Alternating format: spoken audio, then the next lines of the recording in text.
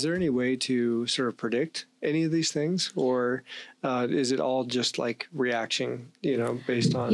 When there's legislation in play, you kind of know what another country is looking at, if they're going to make decisions.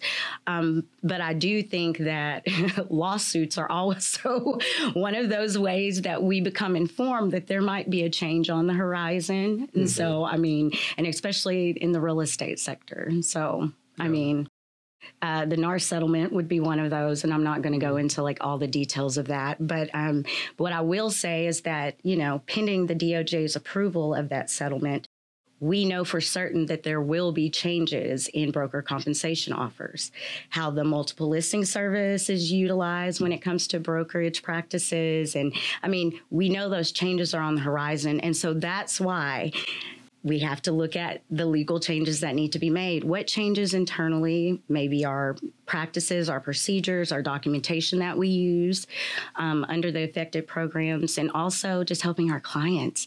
We have to give them options. We have to help them navigate, modifications to their program, because their relocating employees may potentially have increased costs when it comes to relocating, because broker compensation funds need to be paid.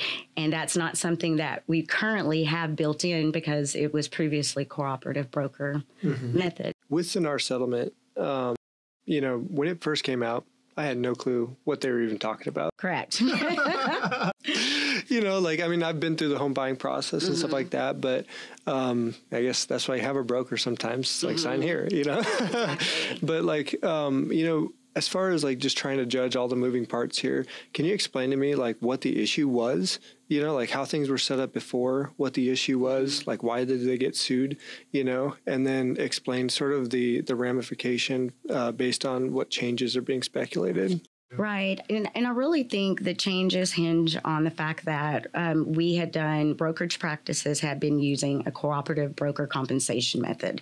Basically, when someone goes to sell their house, they offer compensation that goes to their agent that's listing the house, as well as to the agent that's going to help the buyer find the buyer for the house.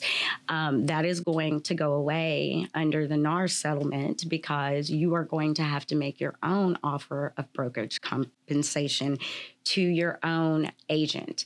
So it's not just showing up as a buyer and knowing that your agent is going to be paid by the seller. You are now going to have to decide how your agent is going to be paid. And, that could really change things for buyers.